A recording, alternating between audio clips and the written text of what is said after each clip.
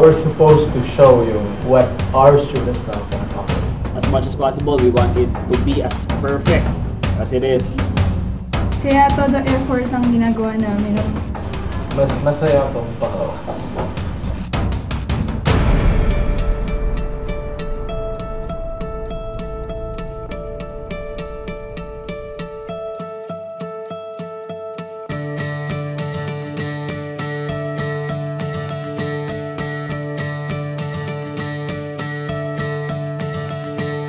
"23 years of excellence, 23 taong puno ng saya at kaalaman, 23 taon ng tagumpay, dahil ang Wesleyan Mascom, 23 years na."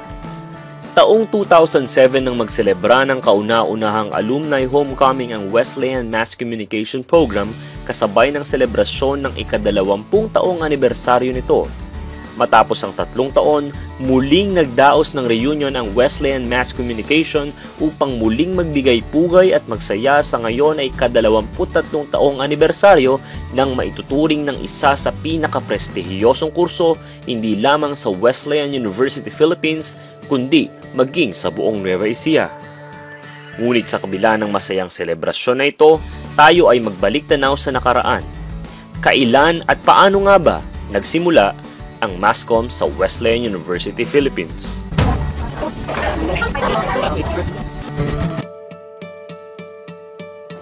Ang itinuturing na ama ng Mass Communication sa Wesleyan na si Professor Ramon Valmonte ang naglahad sa amin ng kasaysayan ng Wesleyan Mass Communication. The Mascom program was originally introduced by Dean Vigilla way back in 1988. We started with 5 students.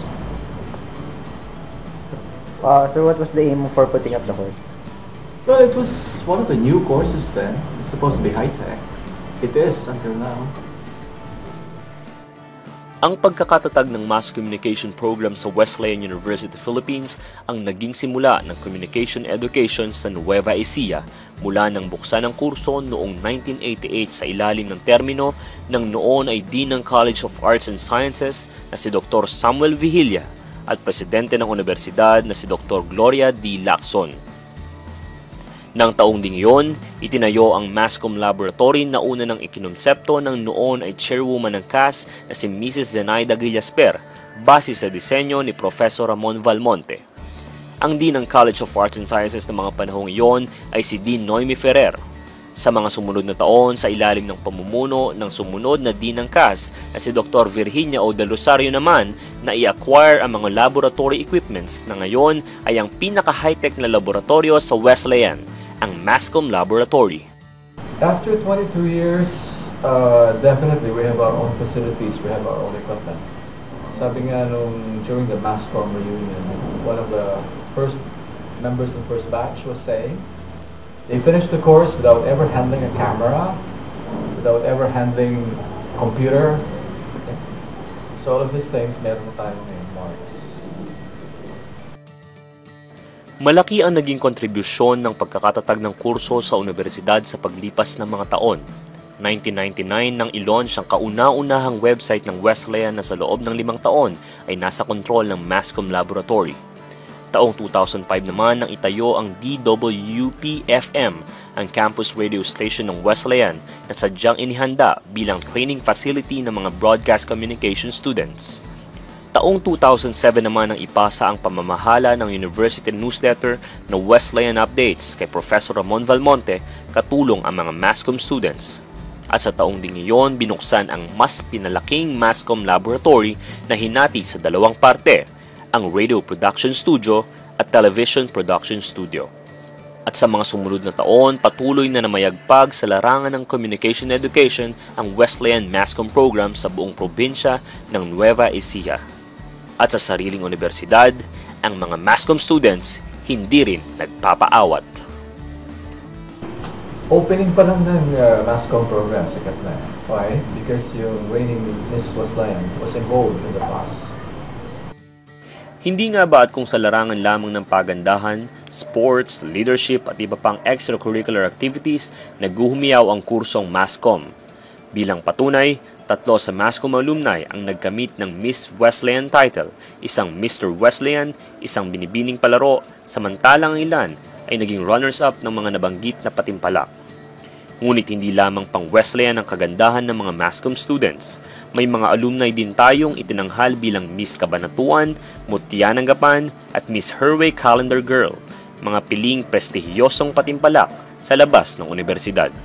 Kung leadership naman ang pag-uusapan, maraming mahuhusay na student governors ang nagmula sa Mascom. Ilan na ring alumni natin ang naging magna cum laude at cum laude. Kaya kung patalinuhan rin lang, hindi patatalo ang Mascom. Humahakot din tayo ng mga awards mula sa mga extracurricular activities sa loob at sa labas ng Wesleyan. Ganda, talino at husay sa pamumuno, iyan ang salitang kumakatawan sa isang Mascom student.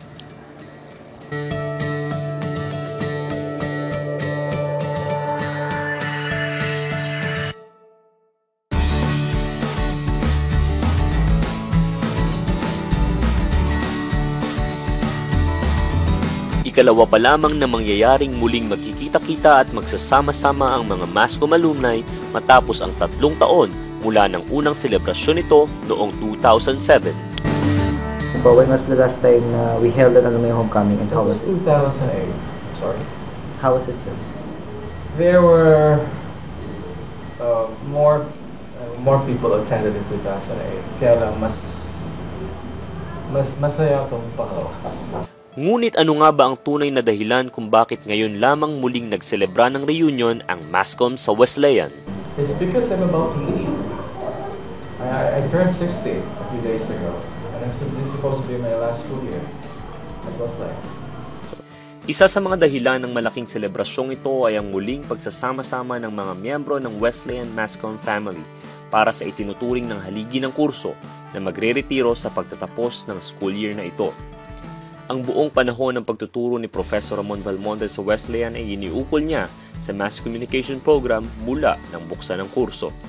Isang mahusay na guro, isang magaling na mamamahayag, isang malaking karangalan, walang hindi malulula at hahanga sa dami ng parangal at mataas na pagkilala na tinanggap ng ama ng Mascom sa Wesleyan.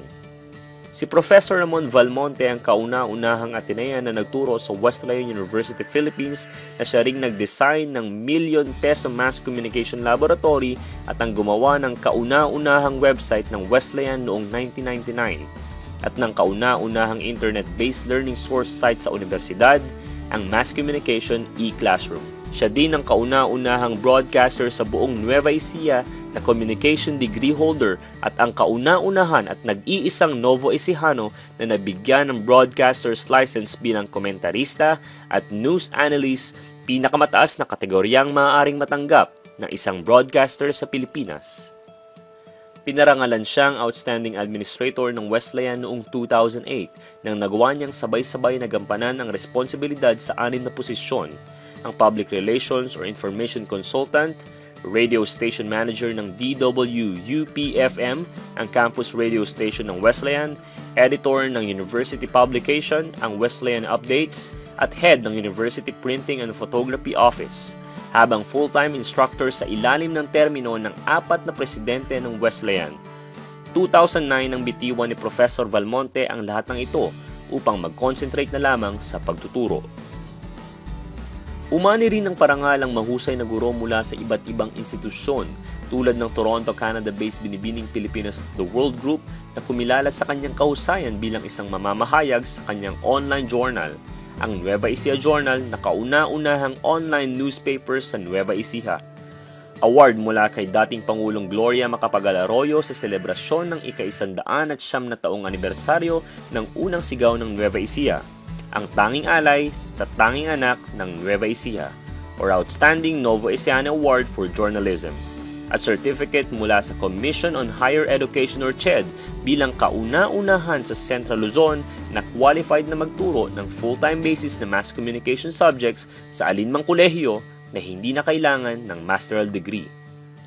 Isang kapuri-puring ehemplo, iyan si Professor Ramon Valmonte, dahil sa hindi matatawaran niyang kontribusyon hindi lamang sa universidad kundi maging sa buong Nueva Ecija. Kaya sa kanyang pagre-retiro, hindi maikakaila na isa siyang malaking kawalan sa Wesleyan. Kaya naman bilang paghahandog ng pasasalamat at pagtangi sa nag-iisang ama ng Mascom sa Wesleyan, puspusan ng aming ginawang paghahanda upang taus-pusong makiisa sa selebrasyon ng ikalawang reunion ng mga anak ng Mascom. Sa pagtutulungan ng buong puwersa ng Mass Communication Society, pinaghandaan naming mabuti ang mga presentasyong aming ihahandog sa araw na ito sa pamamagitan ng pagpapamalas ng mga talento ng mga kasalukuyang anak ng Mascom. We're supposed to show yung earlier generations ng Mascom majors what our students now can accomplish. And I think we proved the point. Ayun, so right now, kakatapos lang ang production meeting namin. And so far, everything is under control. Umaayos naman yung lahat sa plano namin sa December 11. What we'll do is showcase of talent. Katulad ng gusto ipakita ng sermon, gusto namin ipakita sa mga a-attend ng alumni homecoming, yung mga talented Mascom students na hinahawakan ngayon ng sermon. And meron kaming mga pinipare na iba't ibang performances, like meron kaming song number, merong dance number, at yung masasabi natin na pinaka-climax nung gagawin natin para mini concert na which is Pamilya Balita, wherein we will be impersonating different characters like Mike Enriquez, Rufa May, Boy Abunda, Chris Aquino, and meron din tayong pinaka-finale which is yung Star ng Pasko. It's kind of touching. So Showcase of talents. Kasi as we all know, being a Mascom student, you just don't study the books or write things in the notebook or listen to the teacher while discussing. But as Mascom students, we have that abilities na talagang may pagmamalaki natin. We can sing, we can do public speaking, we can dance. Siyempre, meron kaming director, floor director, mga staff, cameraman, sa sound system, lights, ayan, kung paano mag-handle ng isang production team. Yun yung pinaperform namin. At ang kanilang baong motibasyon, Guilt. I told them if they didn't perform well, then it's their reputation, my reputation, that will be at stake. importante rin itong event na to kasi this will be part ng production namin kung saan ma-apply din namin yung mga natutunan namin yung OJT namin last summer. Well, syempre, graded to as our prelims, kaya todo effort ang ginagawa namin ng practice and preparations. Well, ang goal namin dito is to perform our task. Well, firstly, motivation ng buong production team ng Mascom is, syempre, there is this possibility that Sermon will be teaching or will be retiring for the next year. And so, we're doing this for him. In-offer namin to sa kanya. And of course, as part of our grades sa production, ginagawa namin to for the grades. Well, it is a privilege for us, syempre, sa mga graduating batch. Malaking pribilehiyo para sa amin to kasi syempre may papakita namin yung natutunan namin for the past 2 years of studying Mascom. And ito na yung pinaka-output namin for our Mascom life and for our college life. So, it's a great privilege for us. Kaya naman dala ang mga natutunan namin sa klase at OJT, pinaghandaan namin ang lahat upang makapaghatid ng isang masaya at hindi malilimutang araw para sa mga Mascom alumni. At ang resulta, isang masaya at makulay na selebrasyon ng Mascom Reunion sa ika-23 taon ng programa. 또 바로 해 난 정말 bad boy 사랑보단 호기심 그대를 난너 빼나가 수 있어 넌 모든 거야 넌 재미없어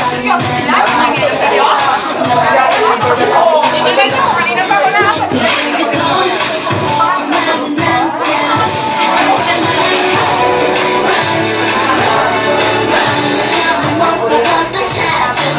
You better run, run, run, run, run. 잡아도 관심 같은데.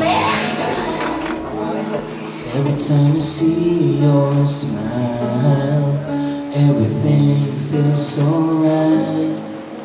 When I hold your hand, seems that you are mine. When I hear your voice calling out my name, makes me smile. You think I'm in love. So much around, maybe what you do made me fall in love. Since the day I met you, I think I'm in love.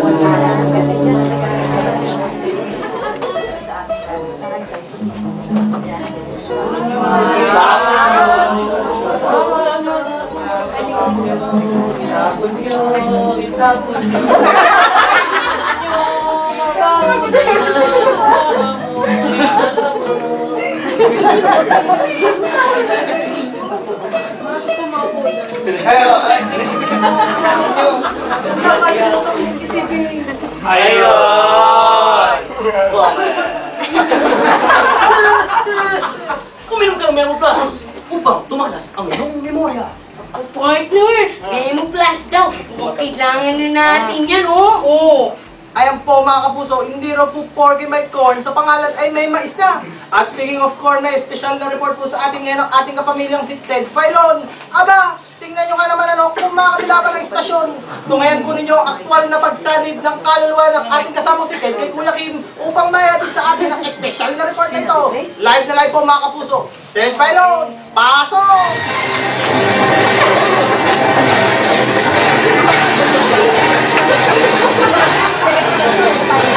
Maraming salamat, Kuya Kim! Magandang umaga, kasamang Mike, at magandang umaga sa inyo, mga kapumilya! Nagkagulo sa planta ng San Marino Corn Tuna, kani-kanila lamang nang sumugod ang mga tao na nagreklamo sa nabili nilang produkto. Ayon sa mga report, wala raw mais Mga ang kapuso, bago mapulo yung pagkagulo, ay mag-alam na kami dahil kinakawayan na kami ni Direk O. Ay no! Mula po sa tahanan ng Pamilya Balita, ako si Mark Enrique! Ako naman ang kanyang esposa, si Rufa! Nasa inyo scene of the crime, overview. Ako, si Gas, Abelgas. At ako naman, si Boy! Boy, oh my God! At ako naman si Kuya Kim na nagsasabi sa panahon ngayon, ang buhay ay weather lang. Kayo noon, kami naman ngayon. Sa aking lahat ay sinagawa puso ko ka. Sa aking aliw mangyayari pag-ihilong lahat ng sugat ang nagsindirit o ilaw. Walang iba kundi ikaw. Salamat sa liwanag mo. Muling magkakakulay ang Pasko. Sa nagsindirit o ilaw.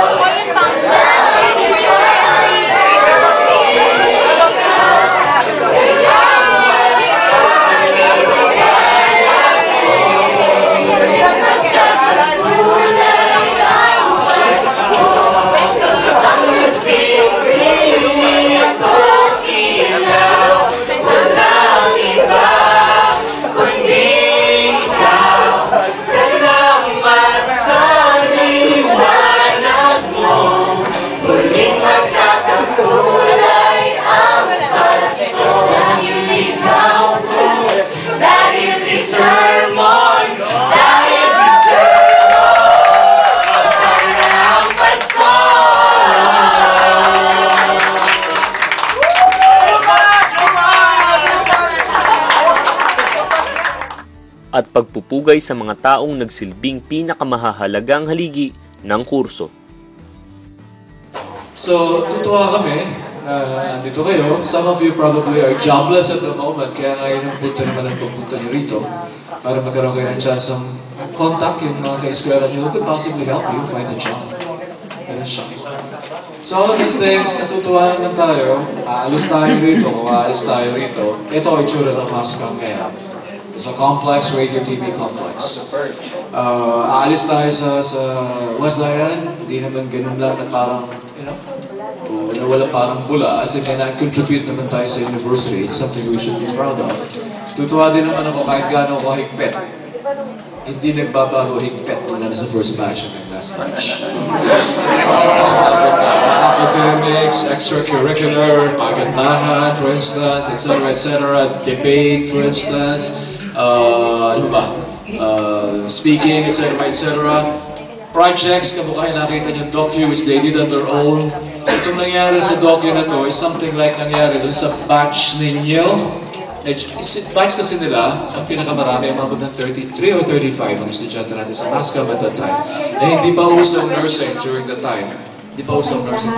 Who supported sermon, buti naman nakita niyo siya. Binigay niyo yung tamang kilala. I hope na yung Mascom buo pa rin. Na in the next 10 years, andyan pa rin kayo.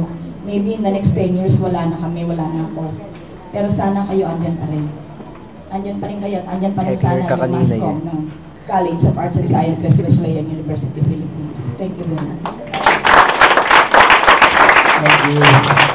Sabi ko nga, yung pinaka-central plaza rito is named after. Now, narinig na natin kung ano yung mga accomplishments ng Mascom program. And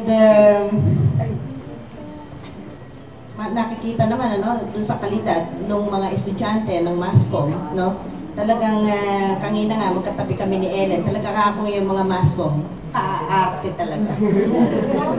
So saganang-sagana sa arte. Pero arte in a nice context, ano? Hindi naman yung maarte na marami tayong nalalaman kung sino yung mga arte, pero hindi naman yung ganung maarte. Maarte in a good sense. So, natutuwa kami and we're very proud of our Mascom products sapagkat pagka tinignan mo dito lang locally, mga radio stations na pinamumugaran ng mga Mascom alumni. Sa Manila din, unti-unti nakikita natin sa mga big networks din, ano, nagkakaroon na ng yung ating mga Mascom alumni. Sa mga educational institutions din, mukhang madodominate na ng mga Mascom graduates, if not CAS alumni. So, sana ipagpatuloy natin. Asawa yan, ano? Pag sinasabi nilang hindi po pwede, tayo ay sinasabi natin. Pwede! Yung maniniwala sa kanilang hindi pwede. So, yun ang fighting spirit. Yun ang meron tayo. Sinasabi nila na tayo daw kakonti natin. Hindi bale, sagana naman sa fighting spirit. Matakot sila pagka maraming fighting spirit. Tama ba ako? And we hope that though Mr. Valmonte, strictly speaking, base sa current policy ng university ay mag-end sa May 31, 2011, sana bago dumating yung May 31, 2011, ay mabago yung policy. Kasi sa ngayon, ang policy ay kapag ka ikaw ay nag-retire, ay maghihintay ka muna ng 1 taon. Sana ay mabago yun para lang noon makapagpatuloy na makapagturo si Mr. Valmonte dito sa College of Arts and Sciences. Uli, maraming salamat. Hindi naman maikukubli sa mga mata ng mga alumni ang saya sa pakikiisa sa pagdiriwang mula sa bumabahang pagkain at inumin at mumunting presentasyong inihanda ng mga kasalukuyang estudyante ng Mascom. Maganda, masaya, at nakakatuwang marinig sa iba nating mga kasama sa Mascom na naging successful sila in their career. So, yun. Tapos, yung mga improvement dito sa Mascom dati kasi nung nag-aaral kami, wala pa itong isang side nito, sa kabila pa lang, at saka at that time hindi pa nag-exist yung radio. So, marami akong nakitang maganda dito sa Wesleyan at I believe magpapatuloy pa. As usual, maganda din yung presentations that we watch. And then, ano pa ba? Kaya lang kanina, alam niyo na, kumbaga, malapit na sa retirement.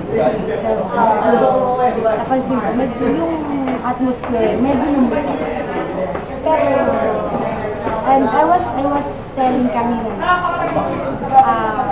ano kaya mangyayari sa mga?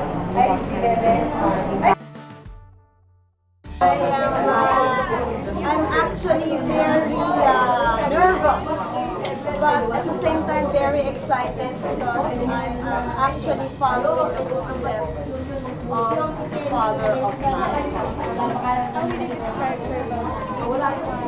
Sir Belmonte, like what I have said, he's fun to be with, especially in express classroom. Even the most boring subject, he makes it very, very interesting, very enlightening. And like what I have said before, every day with him is an unforgettable experience. Sobrang enjoy. sobrang masaya. Hindi dahil sa maraming tao, hindi dahil sa maraming pagkain, kundi dahil after ilang years matapos na matrain, maturuan, mabigyan ng knowledge galing kay Sermon and galing sa Cast family, it's time naman na yung simple presence lang natin, presence ko, presence ng mga kabatch natin, our little way of saying thank you dun sa mga naibigay nila ngayon. So, for Sermon and sa buong Cast family, maraming salamat. Grabe, nanggigilid yung luha ko noon kasi nung ko lang nakita yung sermon na gano'n, yung nag-i-air ako, bigla siyang pumasok sa booth. Tapos, parang semi-goodbye for me. Noon ko lang nakita yung ganong klaseng sermon na parang ang lambot ng sermon na nakita ko. Sabi niya sa akin, sabi niya sa mga listeners, this is Darwin's last day of broadcasting dito sa Radio Wesleyan. Then, nagsasalita ako nun eh. Ginawa ko, tinaas ko na lang yung volume nung background music dahil hindi ko na kaya magsalita, gumagaragal na yung boses ko. Tapos, si Sermon, binigyan niya ako ng isang mahigpit na yakap. Wala nang salita, isang mahigpit na yakap. And, Sermon, salamat. Hindi naman masukat ang pasasalamat at tuwa sa puso ng mga Mascom alumni sa nasaksihang programa. Kasabay ng pagmamalaki na naging parte sila ng Mascom family na ilang panahon man ang lumipas ay hindi matatawaran. Gaya ng pagmamalaki ng ama ng Mascom sa lahat. Gaano ka proud sa Mascom as a course dito sa Wesleyan? Very proud. How about sa mga Mascom students? Very proud. Ang ika-23 taong selebrasyong ito ay muling naging daan upang magkasama-sama ang mga anak ng Mascom upang makisaya at magbalik tanaw sa mahigit 20 taon ng pakikipaglaban at tagumpay ng kurso. Ito rin ang nagsilbing daan upang maipakita ang pasasalamat at pagbati ng lahat sa nag-iisang ama ng prestihiyosong kurso na nagseselebra ng kanyang ika-60 kaarawan at magre-retiro na sa pagtatapos ng school year na ito.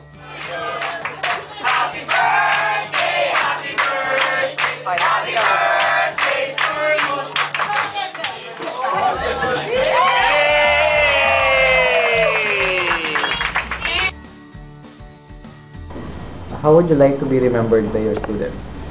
Fondly. Ano sa tingin nyo yung pinakamahalagang aral na pwede mong maiwan sa mga estudyante? Aral. There are lots of them. Even Jehovah had 10 commandments, remember? So, siguro yung idea of professionalism, alam nyo yun, because every time we have to submit something, has to be on time. Siguro yung personal discipline. Like, if you have to do something for the profession, then you have to forget about your personal concerns.